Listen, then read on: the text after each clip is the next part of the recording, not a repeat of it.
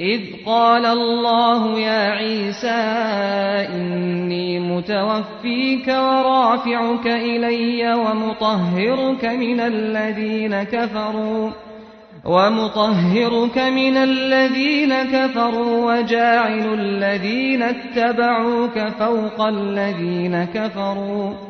وجاعل الذين اتبعوك فوق الذين كفروا إلى يوم القيامة ثم إلي مرجعكم فأحكم بينكم فيما كنتم فيه تختلفون فأما الذين كفروا فأعذبهم عذابا شديدا في الدنيا والآخرة وما لهم من ناصرين وأما الذين آمنوا وعملوا الصالحات فيوفيهم أجورهم والله لا يحب الظالمين ذلك نتلوه عليك من الآيات والذكر الحكيم إن مثل عيسى عند الله كمثل آدم خلقه من تراب ثم قال له كن فيكون الحق من ربك فلا تكن من الممترين فمن حاجك فيه من بعد ما جاءك من العلم فقل تعالوا ندع أبناءنا وأبناءكم ونساءنا ونساءكم وأنفسنا وأنفسكم ثم نبتهل فنجعل لعنة الله على الكاذبين إن هذا لهو القصص الحق وما من إله إلا الله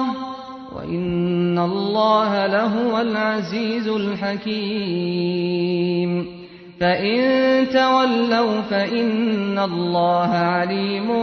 بالمفسدين قل يا أهل الكتاب تعالوا إلى كلمة سواء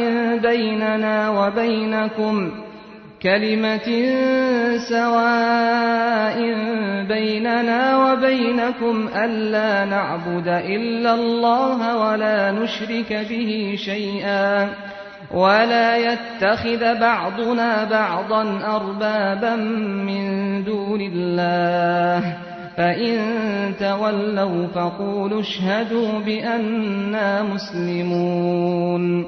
يا أهل الكتاب لم تحاجون في إبراهيم وما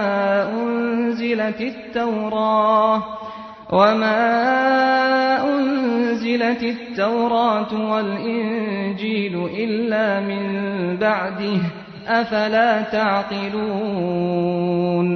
ها أنتم هؤلاء حاججتم فيما لكم به علم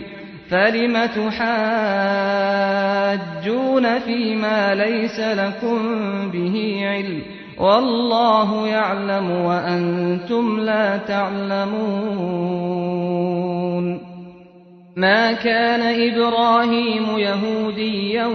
ولا نصرانيا ولكن كان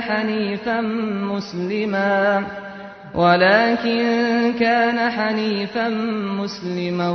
وما كان من المشركين